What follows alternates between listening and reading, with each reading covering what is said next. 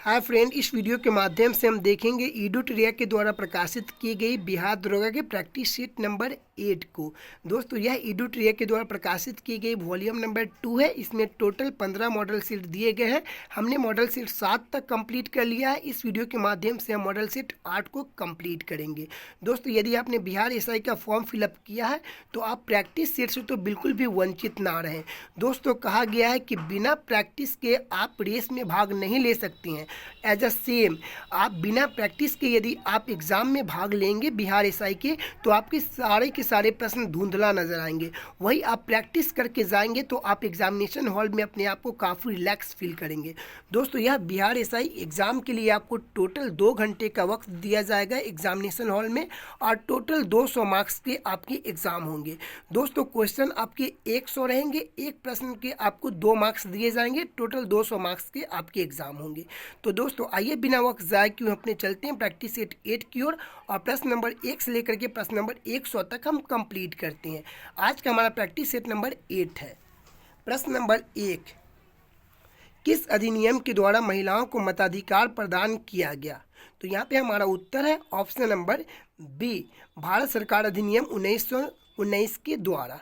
दोस्तों, आप कमेंट के माध्यम से बताएंगे कि 100 में कितना स्कोर आपने अचीव किया। दोस्तों, हमारा प्रश्न नंबर 2 है, 73वां संविधान संशोधन का अभी पालन करने वाला पहला राज्य कौन सा था? तो हमारा यह उत्तर होगा option number D, Madhya Pradesh. 73वां संविधान संशोधन का अभी पालन करने वाला पहला राज्य कौन सा है? तो मध्य प्रदेश। दोस्तों, 73वां संविधान संशोधन के माध्यम को पंचायती राज्य को संवैधानिक अधिकार दिया गया था। 73वां संविधान संशोधन के माध्यम से पंचायती राज्य को संवैधानिक अधिकार दिया गया था। आइए हम अपने प्रश्न नंबर 3 को देखते हैं। पंचायती राज्य संस्थाओं के आरक्षण संबंधित प्रावधान की चर्चा किस अनुच्छेद में की गई है? पंचायती राज्य संस्थाओं के आरक्षण संबंधित प्रावधान की चर्चा किस अनुच्छेद में की गई है? तो यहाँ पे हमारा ऑप्शन नंबर बी करेक्ट होगा, अनुच्छेद 243 के डी में। आइए हम प्रश्न नंबर 4 को देखते हैं। संयुक्त राज्य लोक सेवा आयोग का गठन किसके द्वारा किया जा सकता है? संयुक्त राज्य लोक सेवा आयोग का गठन किसके द्वारा किया जा सकता है? तो यहाँ पे हमारा उत्तर होगा ऑप्शन नंबर ए, विधानमंडल के अनुरोध पर संसद के अधिनियम के द्वारा। प्रश्न नंबर 5, भारतीय संविधान का कौन सा अधिकार गैर नागरिकों को भी उपलब्ध है? भारतीय संविधान का कौन सा अधिकार गैर नागरिकों को भी उपलब्ध है? तो यहाँ पे हमारा उत्तर होगा ऑप्शन नंबर सी, संवैधानिक निराकरण का अधिकार। यह विदेशी और गैर नागरिकों दोनों को उपलब्ध है। और हमारा आर्टिकल 15, आर्टिकल 16, आर्टिकल 19, आर्टिकल 29 और आर्टिकल 30 यह केवल भारतीय नागरिकों को ही प्राप्त है। और यहाँ पे जो उत्तर दिया गया है ऑप्शन नंबर सी करेक्ट होगा कि संवैधानिक निराकरण का अधिकार यह भारतीय और गैर भारतीय दोनों को उपलब्ध है। ठीक है, आइए हम अपने प्रश्न नंबर 6 को देखते हैं। संसद की निम्न समितियों में किसकी संख्या सर्वाधिक है? संसद की निम्न समितियों में से किसकी संख्या सर्वाधिक है? तो यहाँ पे हमारा उत्तर होगा ऑप्शन नंबर सी, प्राक्कलन समिति। दोस्तों, प्राक्कलन समिति में टोटल सदस्यों की संख्या 30 होती है। ठीक है, वही हम बात करें तो लोक लेखा समिति में टोटल सदस्यों की संख्या 22 होती है, जिसमें 15 लोकसभा से होते हैं और 7 राज्यसभा से होते हैं। तो यहाँ पे हमारा उत्तर होगा कि संसद की निम्न समितियों की किसकी संख्या सर्वाधिक होती है? तो यहाँ पे उत्तर होगा ऑप्शन नंबर सी, प्राक्कलन समिति की संख्या सबसे ज़्यादा होती है। इसकी संख्या 30 होती है इसके सदस्यों की। आइए हम प्रश्न नंबर 7 को देखते हैं।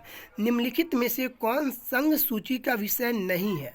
निम्नलिखित में से कौन संघ सूची का विषय नहीं है? तो यहाँ पे हमारा उत्तर होगा ऑप्शन नंबर बी, जनसंख्या नियंत्रण।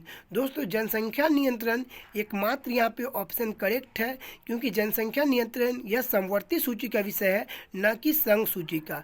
यहाँ पे जनगणना संघ सूची का विषय है, डाकघर संघ सूची का विषय है, और कृषि से विभिन्न आय यह सब संघ सूची का विषय है, और केवल जनसंख्या नियंत्रण यह समवर्ती सूची का विषय है।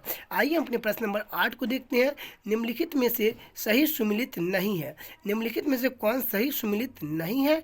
तो यहाँ पे हमारा उत्तर होगा ऑप्शन नंबर ए, राष्ट्रीय नियोजन समिति। इसका गठन 1949 में नहीं किया गया था, बल्कि इसका गठन किया गया था सन 19 1938 ईस्वी में। राष्ट्रीय नियोजन समिति का गठन सन 1938 ईस्वी में किया गया था, न कि 1949 ईस्वी में। ठीक है, तो ऑप्शन नंबर 1 करेक्ट होगा। आइए हम अपने प्रश्न नंबर 9 की ओर चलते हैं। दोस्तों, यदि आपको डिस्कशन सही नहीं लग रहा हो तो हम डायरेक्ट एकदम सीधे रूप से आपके प्रश्न करा देंगे, तो काफ़ी तेज़ी में हो जाएंगे। ठीक है, तो आइए हम प्रश्न को देखते हैं तेज़ी से। बिहार में प्रथम बार राष्ट्रीय शासन कब लागू किया गया? तो यहाँ पे हमारा उत्तर होगा कि बिहार में प्रथम बार राष्ट्रपति शासन 1968 ईस्वी में लागू किया गया। ऑप्शन नंबर 1 करेक्ट है।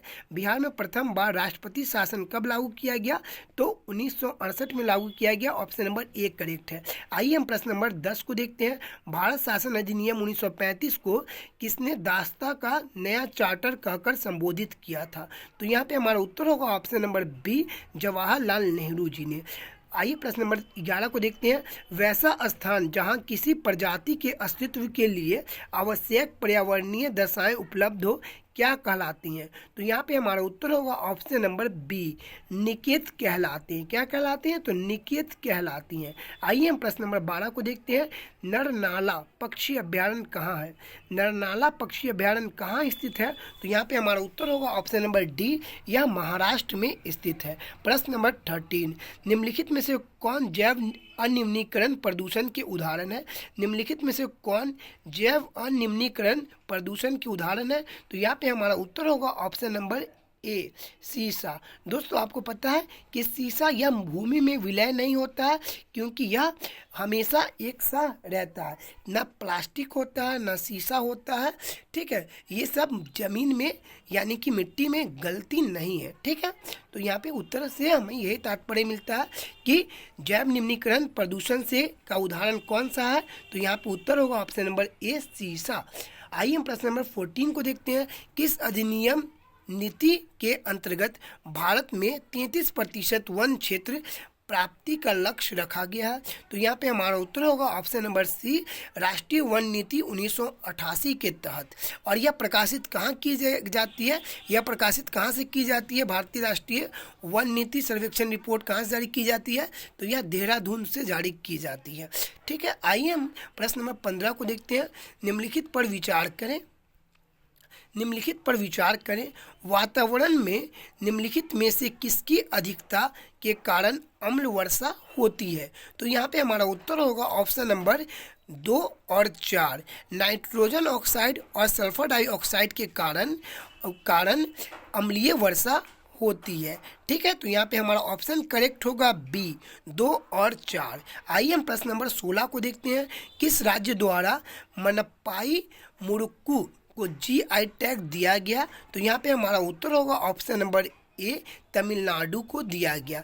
दोस्तों, GI टैग अधिनियम कब पारित हुआ था? सन 1999 ईस्वी में पारित हुआ था। और पहली बार किस चीज़ को GI टैग दिया गया?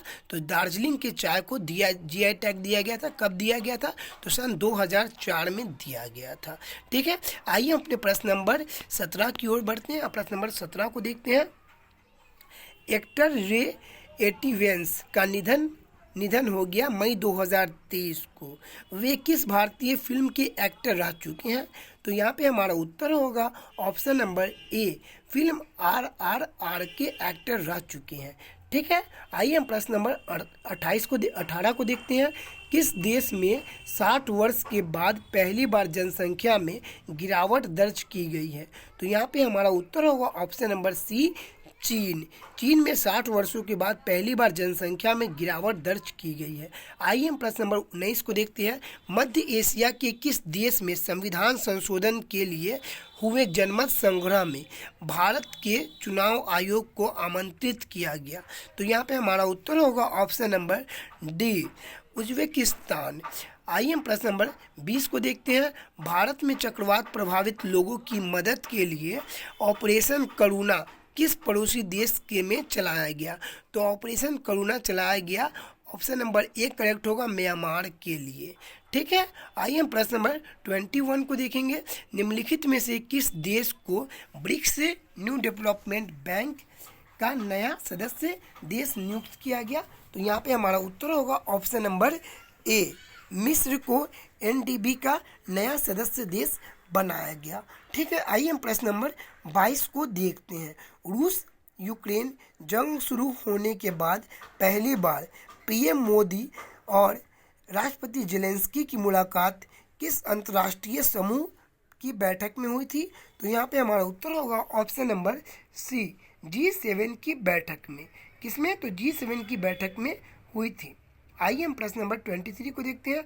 प्रधानमंत्री नरेंद्र मोदी ने 6 फरवरी 2023 को बेंगलुरु में E20 को लॉन्च किया। यह किससे संबंधित है? तो E20 किससे संबंधित है? तो यहाँ पे हमारा उत्तर होगा ऑप्शन नंबर बी, पेट्रोल में 20% एथेनॉल का मिश्रण से। पेट्रोल में 20% एथेनॉल के मिश्रण से संबंधित है E20। दोस्तों ये काफ़ी इंपॉर्टेंट प्रश्न बनेंगे कि E20 किसे क्या तात्पर्य है। तो पेट्रोल में 20% एथेनॉल का मिश्रण किया जाएगा। ठीक है, आइए हम प्रश्न नंबर 24 को देखते हैं। राष्ट्रपति द्वारा जल शक्ति अभियान कैच द रेन अभियान 2023 की शुरुआत की गई। यह किस मंत्रालय के अंतर्गत आता है? तो यहाँ पे हमारा उत्तर होगा ऑप्शन नंबर डी, जल शक्ति मंत्रालय के अंतर्गत आता है। आइए हम प्रश्न नंबर 25 को देखते हैं। भारत की पहली पॉड टैक्सी किस राज्य में शुरू की गई? भारत की पहली पॉड टैक्सी किस राज्य में शुरू की गई? तो हमारा उत्तर होगा option number B, Uttar Pradesh में शुरू की गई। आइए हम प्रश्न नंबर 26 को देखेंगे।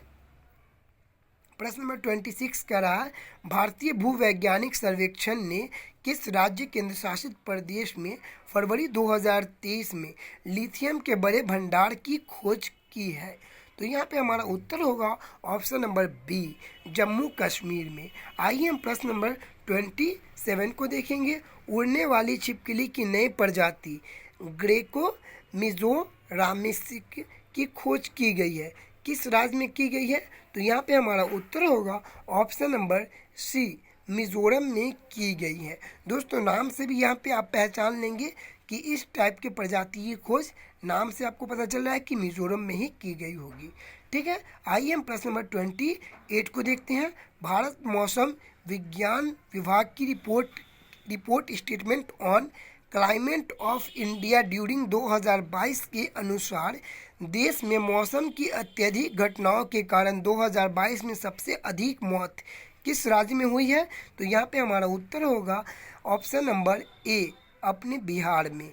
ठीक है, आइए हम प्रश्न नंबर 29 को देखते हैं। वर्ल्ड प्रेस इंडेक्स 2023 में भारत किस रैंक पर है? वर्ल्ड प्रेस इंडेक्स 2023 में भारत किस स्थान पे है?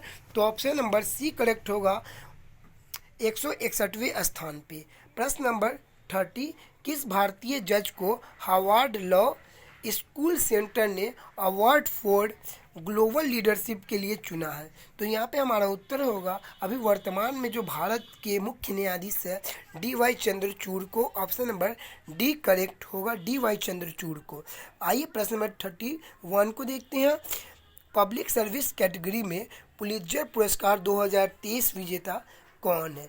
पब्लिक सर्विस कैटेगरी में पुलित्जर पुरस्कार 2023 के विजेता है कौन होंगे? तो यहाँ पे हमारा उत्तर होगा ऑप्शन नंबर ए, एसोसिएट प्रेस के कर्मचारी होंगे। ठीक है, आइए हम प्रश्न नंबर 32 को देखेंगे।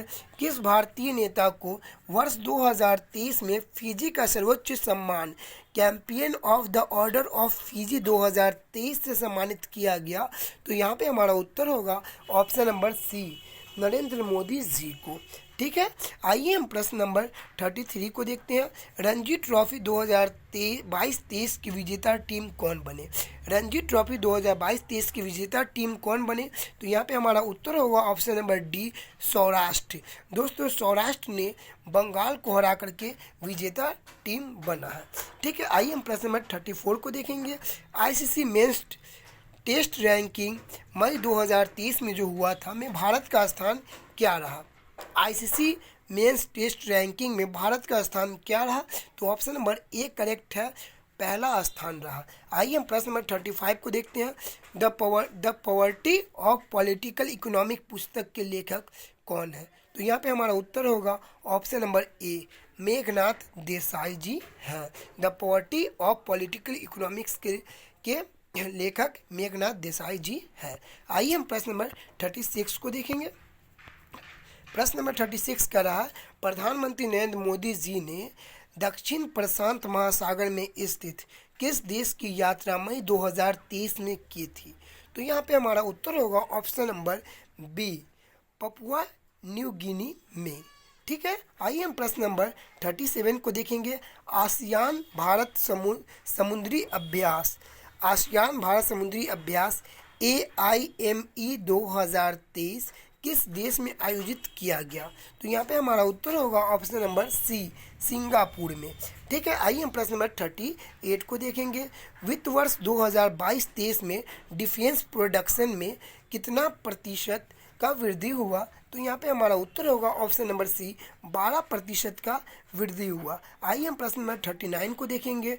बिहार सरकार ने बजट 2023-24 में राज्य के राजकोषीय घाटे का लक्ष्य GSDP का कितना प्रतिशत रखा? तो यहाँ पे हमारा उत्तर होगा ऑप्शन नंबर डी, 2.98% रखा। आइए हम प्रश्न नंबर 40 को देखेंगे। भारतीय निर्वाचन आयोग ने मतदाताओं को प्रेरित करने के लिए किस गीत को लॉन्च किया? तो यहाँ पे हमारा उत्तर होगा ऑप्शन नंबर सी, मैं भारत हूँ, हम भारत के मतदाता हैं। ठीक है, आइए हम प्रश्न नंबर 41 को देखेंगे। इंदिरा आवास योजना की शुरुआत किस पंचवर्षीय योजना के दौरान हुई? इंदिरा आवास योजना की शुरुआत किस पंचवर्षीय योजना के दौरान हुई? तो यहाँ पे हमारा उत्तर होगा ऑप्शन नंबर सी, 7वीं पंचवर्षीय योजना के तहत हुई। आइए हम प्रश्न नंबर 42 को देखेंगे। गरीबी के दुष्चक्र के सिद्धांत का प्रतिपादन किसने किया था?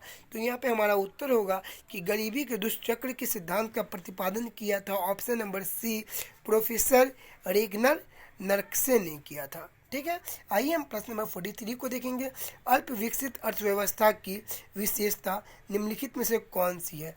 अल्प विकसित अर्थव्यवस्था की विशेषता निम्नलिखित में से कौन सी है?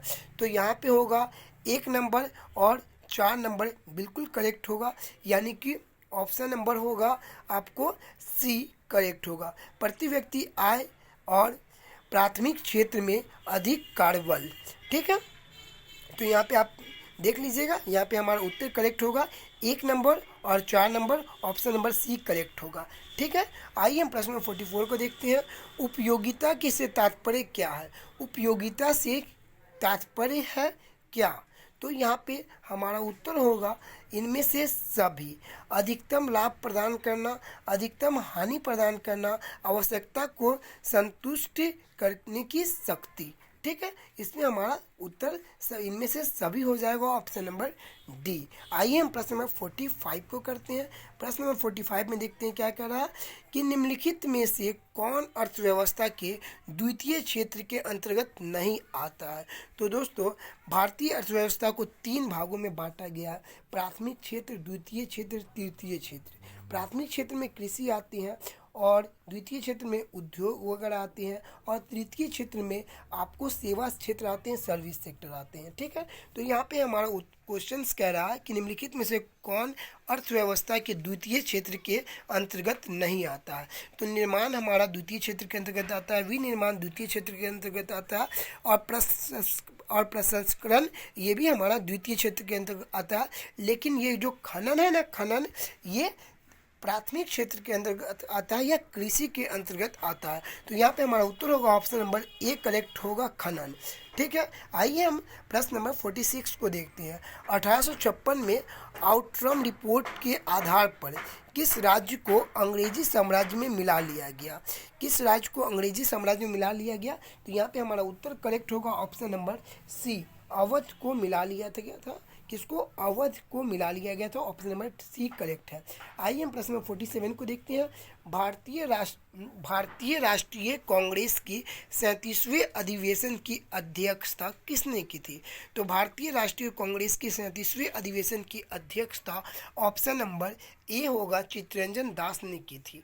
किसने की थी? तो चित्तरंजन दास ने की थी। आइए हम अपने प्रश्न नंबर 48 को देखते हैं। प्रथम गोलमेज सम्मेलन में हिंदू महासभा की ओर से किसने भाग लिया था?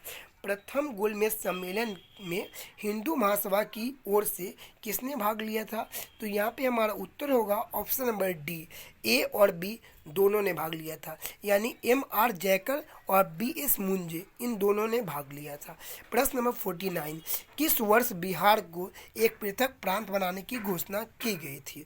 दोस्तों यहाँ पे घोषणा पूछ रहा है, ठीक है, तो यहाँ पे हमारा उत्तर हो जाएगा ऑप्शन नंबर सी, 1911 में घोषणा की गई थी बिहार को पृथक प्रांत बनाने की, और 1912 में बना दिया गया था। ठीक है, आइए हम प्रश्न नंबर 50 को देखते हैं। सुभाष चंद्र बोस द्वारा आज़ाद हिंद रेडियो की शुरुआत किस देश में की गई? सुभाष चंद्र बोस द्वारा आज़ाद हिंद रेडियो की शुरुआत किस देश में की गई? तो यहाँ पे हमारा उत्तर होगा ऑप्शन नंबर डी करेक्ट होगा, जर्मनी में की गई। कहाँ की गई? तो जर्मनी में की गई। आइए हम प्रश्न नंबर 51 को देखेंगे। भारत छोड़ो आंदोलन के दौरान किस स्थान पर समानांतर सरकार की स्थापना की गई? तो यहाँ पे हमारा उत्तर करेक्ट होगा 1, 2 और 3, यानी भारत छोड़ो आंदोलन के दौरान किस स्थान पर समानांतर सरकार की स्थापना की गई? तो बलिया में की गई, सतारा में की गई और मिदनापुर में की गई। तो यहाँ पे हमारा उत्तर होगा ऑप्शन नंबर सी करेक्ट होगा, 1, 2, 3। ठीक है, प्रश्न नंबर 52, मराठी ग्रंथ दासबोध के लेखक कौन है? मराठी ग्रंथ दासबोध के लेखक कौन है? तो यहाँ पे हमारा उत्तर होगा ऑप्शन नंबर डी रामदास। ठीक है, ऑप्शन नंबर डी रामदास होगा करेक्ट उत्तर, मराठी ग्रंथ के लेखक हैं। ठीक है, आइए हम प्रश्न नंबर 53 को देखते हैं। निम्नलिखित में से कौन सा युग्म सही सुमिलित है? निम्नलिखित में से कौन सा युग्म सही सुमिलित है? तो यहाँ पे हमारा ऑप्शन नंबर ए कह रहा है कि लॉर्ड डलहौजी द्वारा सहायक संधि नहीं, लॉर्ड डलहौजी द्वारा सहायक संधि नहीं लाया गया था, लॉर्ड डलहौजी द्वारा लाया गया था हड़प नीति। ठीक है, और स्थानीय स्वशासन मिंटो नहीं, स्थानीय स्वशासन के जनक मिंटो नहीं थे, बल्कि यह थे लॉर्ड कॉर्नवालिस। ठीक है, वारेन हेस्टिंग घेरे की नीति, हाँ ये बिल्कुल करेक्ट है, ऑप्शन नंबर सी यहाँ पे करेक्ट होगा, वारेन हेस्टिंग घेरे की नीति। या फिर आप पढ़े होंगे रिंग्स ऑफ पॉलिसी, किसने लाया था? तो वारेन हेस्टिंग। तो यहाँ पे करेक्ट मिलान होगा ऑप्शन नंबर सी। ठीक है, वारेन हेस्टिंग घेरे की नीति। ठीक है, आइए हम प्रश्न नंबर 54 को देखेंगे।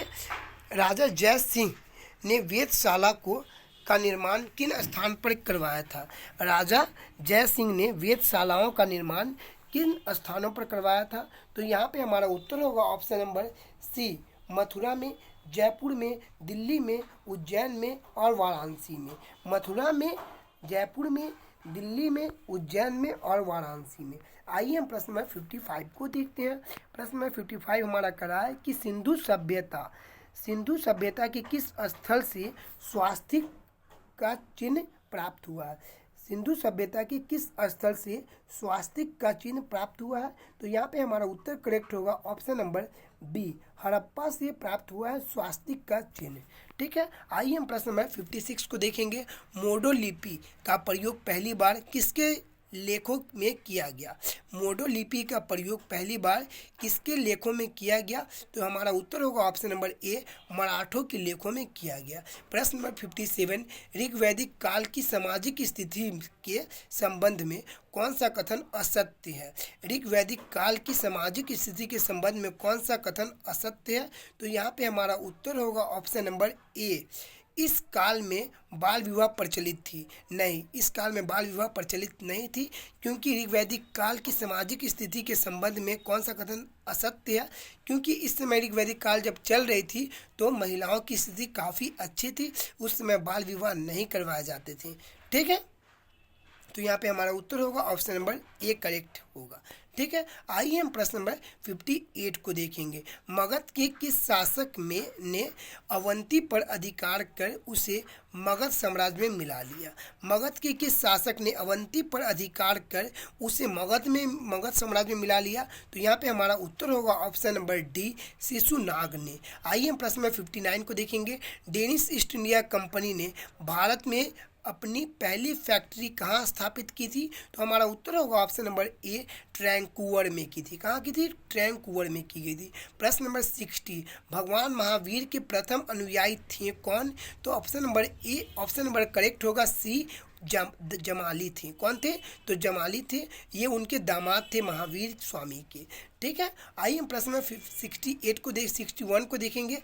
स्टेनलेस स्टील में निम्नलिखित में से कौन सा तत्व मौजूद नहीं है? स्टेनलेस स्टील में निम्नलिखित में से कौन सा तत्व मौजूद नहीं है? तो हमारा उत्तर होगा ऑप्शन नंबर सी, क्रोमियम। कौन सा होगा? ऑप्शन नंबर सी, क्रोमियम होगा। ठीक है, क्योंकि जस्ता लोहा निकेल, ठीक है, से होता है। ठीक है, यहाँ पे स्टेनलेस स्टील में निम्नलिखित में से कौन सा तत्व मौजूद नहीं है? तो यहाँ पे हमारा उत्तर होगा ऑप्शन नंबर सी, क्रोमियम। ठीक है, आइए हम प्रश्न नंबर 62 को देखेंगे। इलेक्ट्रो इंसेफ्लोग्राम, जिसे हम कहते हैं EEG, क्या कहते हैं? EEG, इलेक्ट्रो इंसेफ्लोग्राम, निम्नलिखित में से किसकी निगरानी के लिए प्रयोग किया जाता है? तो आप EEG से समझते हैं, यह मस्तिष्क की निगरानी के लिए प्रयोग किया जाता है EEG। और वही ECG वह हृदय गति की जांच करने के लिए ECG की जांच होती है। ठीक है, इलेक्ट्रोकार्डियोग्राफ होता है वो। ठीक है, आइए हम प्रश्न नंबर 63 को देखते हैं। द्रव्यमान M वाले कण का संवेग P है, तो इसकी गतिज ऊर्जा होगी क्या? तो ऑप्शन नंबर यहाँ पे डी करेक्ट होगा, P²/2m। ठीक है, आइए हम प्रश्न नंबर 64 को देखते हैं। गति का प्रथम समीकरण किसके बीच संबंध दर्शाता है? गति का प्रथम समीकरण किनके बीच संबंध दर्शाता है? तो यहाँ पे हमारा उत्तर होगा ऑप्शन नंबर सी, विस्थापन और वेग के बीच। प्रश्न नंबर 65, विद्युत चुंबकीय प्रेरण के नियमों का उपयोग निम्नलिखित में किसको बनाने में किया जाता है? विद्युत चुंबकीय प्रेरण के नियमों का उपयोग निम्नलिखित में से किसको बनाने के लिए किया जाता है? तो यहाँ पे हमारा उत्तर होगा ऑप्शन नंबर सी, जनित्र को बनाने में किया जाता है। प्रश्न नंबर 66, प्रश्न नंबर 66 कह रहा है कि चुंबकीय बल रेखाएं निम्नलिखित में से किससे निकलती है? तो चुंबकीय बल रेखाएं निम्नलिखित में से किससे निकलती है? तो यहाँ पे हमारा उत्तर होगा ऑप्शन नंबर ए, चुंबक के केंद्र से। किससे निकलती है? तो चुंबक के केंद्र से। प्रश्न नंबर 67, विद्युत फ्यूज का सिद्धांत है। विद्युत फ्यूज का सिद्धांत किस पे है?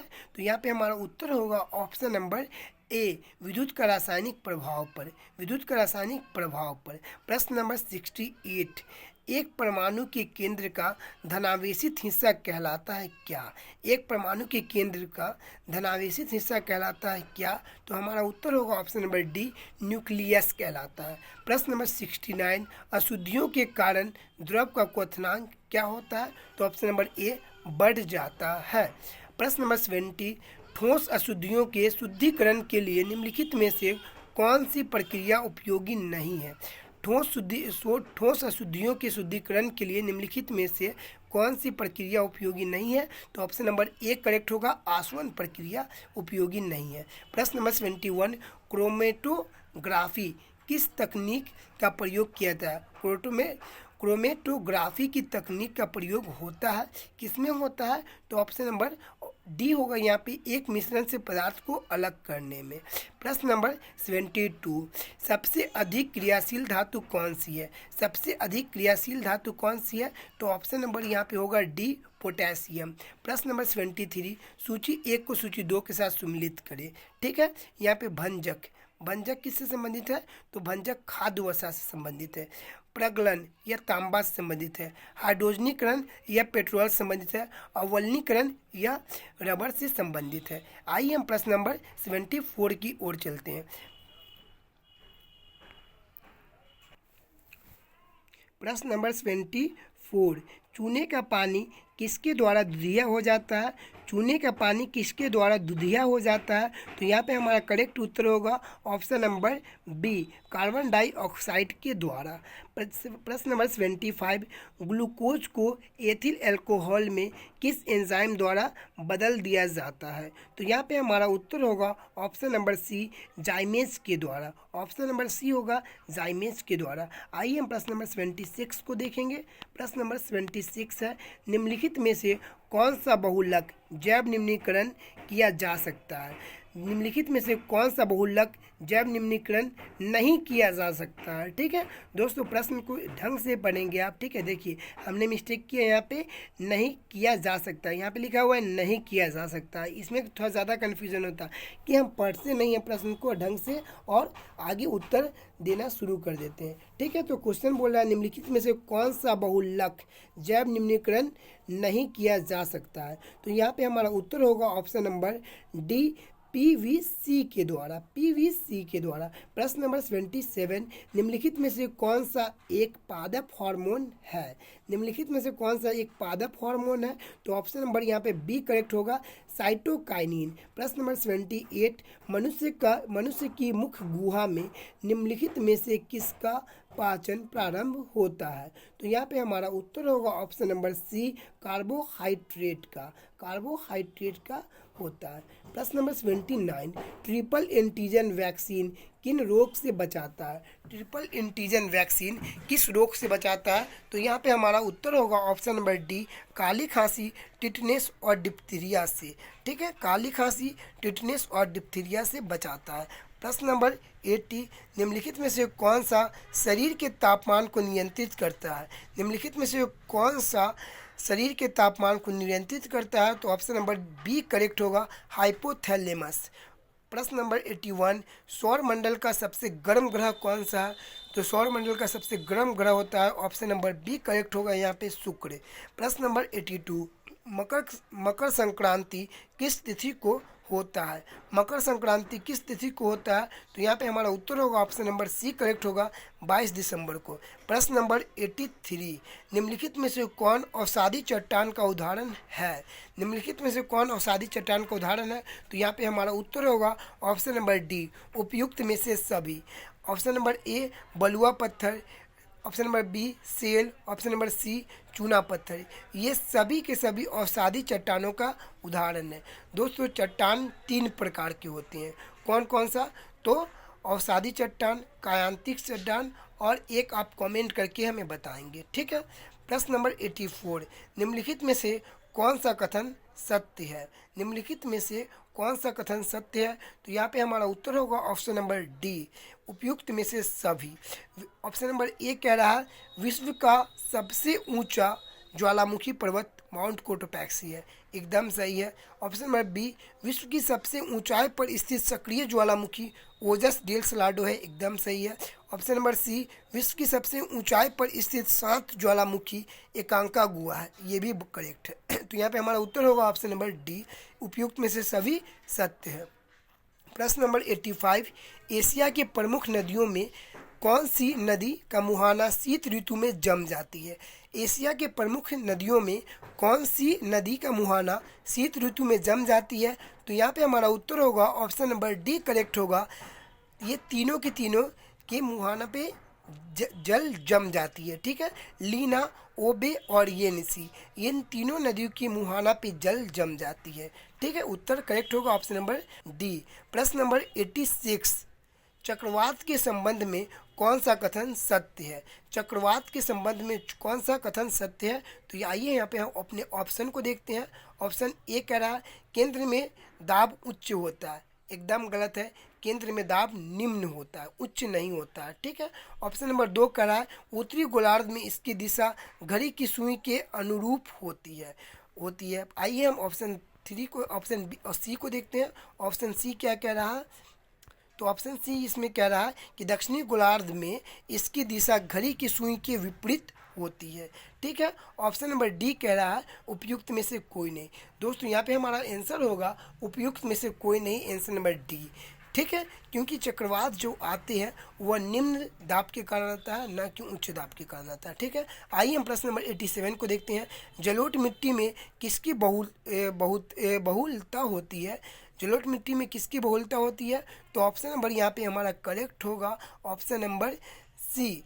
ठीक है, फॉस्फोरस। क्या होगा, ऑप्शन नंबर सी होगा। सॉरी, यहाँ पे हमारा हमने उत्तर गलत आपको बता दिया। यहाँ पे हमारा उत्तर करेक्ट होगा ऑप्शन नंबर ए, पोटास। प्रश्न नंबर 87 को फिर से एक बार देख लेते हैं। जलोढ़ मिट्टी में किसकी बहुलता होती है, तो ऑप्शन नंबर ए करेक्ट होगा, पोटास। दोस्तों, मिट्टी टोटल ऐसे हम कहें तो 4 प्रकार की होती है, लेकिन अगर संपूर्ण रूप से हम कहें तो मिट्टी टोटल 8 प्रकार की होती है। ठीक है, सबसे ज़्यादा मात्रा होती है ये जलोढ़ मिट्टी की, उसके बाद होती है लाल मिट्टी की, उसके बाद होती है काली मिट्टी की। ठीक है, आइए हम प्रश्न नंबर 88 को देखेंगे। सूची 1 को सूची 2 के साथ सम्मिलित कीजिए।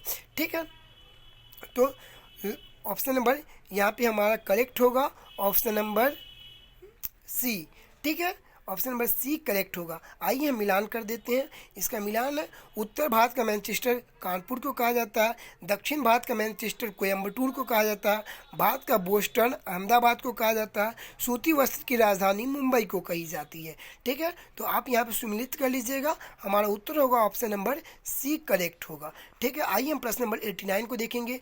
केंद्रीय सिल्क बोर्ड की स्थापना कब की गई थी? केंद्रीय सिल्क बोर्ड की स्थापना कब की गई थी? तो हमारा उत्तर होगा ऑप्शन नंबर बी करेक्ट होगा, 1949 में की गई थी। प्रश्न नंबर 90, सिंधु की सबसे बड़ी सहायक नदी कौन सी है? सिंधु की 5 सबसे बड़ी सहायक नदी है, उसमें सबसे बड़ी सहायक नदी कौन सी है? तो वह चिनाब नदी है। सिंधु की कौन कौन सी सहायक नदियाँ हैं? तो एक हो गया आपको झेलम, रावी, चिनाब, व्यास, सतलज। ये सिंधु की 5 सहायक नदियाँ है। आइए हम प्रश्न नंबर 91 को देखते हैं। देवी चंद्रगुप्तम किसकी प्रमुख रचना है? देवी चंद्रगुप्तम किसकी प्रमुख रचना है? तो यहाँ पे हमारा उत्तर होगा ऑप्शन ए, विशाख दत्त की रचना है। आइए हम प्रश्न नंबर 92 को देखेंगे। भारत के पहले सुपर कंप्यूटर को किस वर्ष निर्मित किया गया था? भारत के पहले सुपर कंप्यूटर को किस वर्ष निर्मित किया गया था? तो यहाँ पे हमारा उत्तर होगा करेक्ट ऑप्शन नंबर ए, 1990 से लेकर के 1991 के बीच में स्थापित निर्मित किया गया था। ठीक है, आइए हम प्रश्न नंबर 93 को देखते हैं।